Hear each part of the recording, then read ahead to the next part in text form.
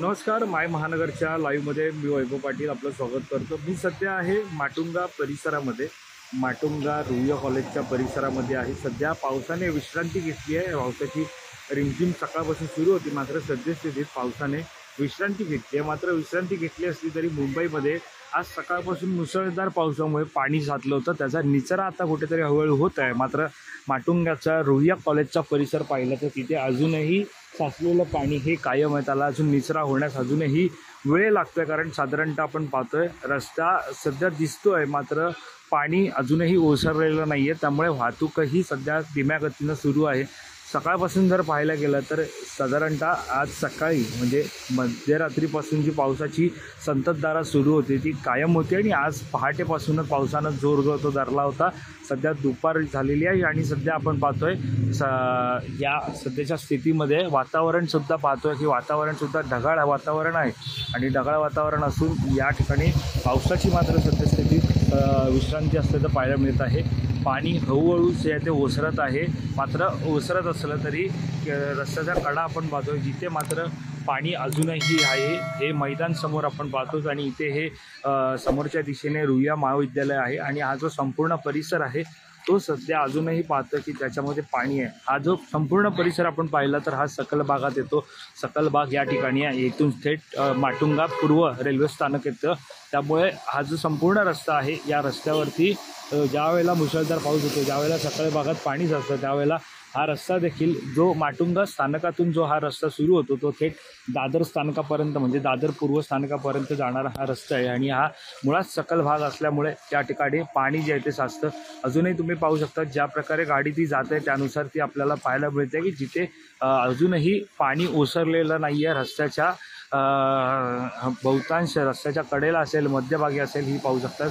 अजूनही आपण पाहतोय पाणी जे आहे ते कायमच आहे. साधारणतः जरी गाड्या पाहतो आपण, जरी गाड्या वेगाने जात असल्या तरी पाण्याचा निचरा होण्यास अजूनही वेळ लागतो आहे. अजूनही आज सकाळपासून पाहायला गेलं तर प्रचंड प्रमाणात पाऊस जो आहे तो मुंबईमध्ये झालेला आहे.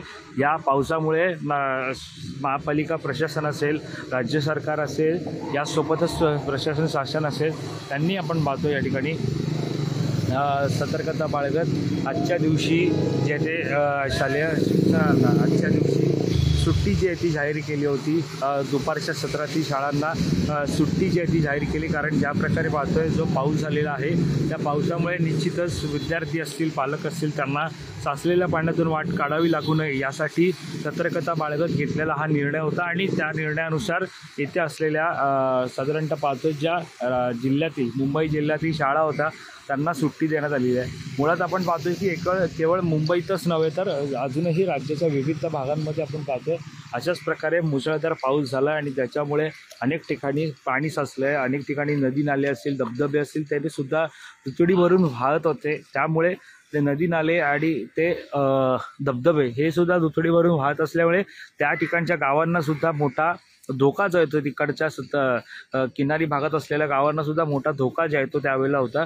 मात्र सध्या आपण पाहतोय की प्रशासन असेल, आज दुपारच्या सुमारास मुख्यमंत्री देवेंद्र फडणवीस यांनी वॉर रूममध्ये दाखल होऊन संपूर्ण राज्यभरातील पावसाची स्थिती जाणून घेतली. त्यानंतर माध्यमांशी संवाद साधत ज्या ज्या ठिकाणी घटना घडत आहेत, ज्या ज्या ठिकाणी धबधब्यांचा असेल किंवा ज्या ज्या ठिकाणी धरणांमधला विसर्ग असेल त्याची सर्वत्र माहिती जी आहे ती त्यांनी दिली आहे. सगळी माहिती त्यांनी दिली आणि त्यानंतरच आपण पाहतो की साधारणतः ज्या प्रकारे पाणी ओसरेल आणि जी मदत लागेल ती सरकारकडून केली जाईल असं सुद्धा आश्वासन त्यांनी दिलेलं आहे. मात्र असं असलं तरी आपण सद्यस्थितीत पाहतोय हा जो परिसर आहे अजूनही या ठिकाणी पाणी जे आहे ते साचल्याचं पाहायला मिळत आहे. असंच प्रकारे आपण पुढे जाणार आहोत. आता सकाळपासून आपण पाहतोय या ठिकाणी परळ असेल, वडाळा असेल, दादर टीटी असेल, हिंदमाता परिसर असेल, किंग सर्कल असेल, यासोबतच हा जो आत्ता सध्या आपण पाहत आहोत माटुंगा रुईया महाविद्यालयाचा जो परिसर आहे या ठिकाणी आपण लाईव्हच्या माध्यमातून सर्व दृश्य जी आहे ती पाहतो आणि प्रत्येक ठिकाणी आपल्याला साचलेलं पाणी पाहायला मिळत आहे. सर्व दृश्य लाईव्हच्या माध्यमातून पाहिल्यानंतर कळतं की आपल्याला सध्या पाहायला मिळते की इथे पाणी जे ते साचलेलं आहे आणि साधारणतः मोठ्या प्रमाणात साचलेल्या या पाण्यामुळे नागरिकांना त्याचा मोठा फटकासुद्धा बसत आहे आणि ही सध्याची दृश्य आपण पाहतो की तुम्ही जे आहे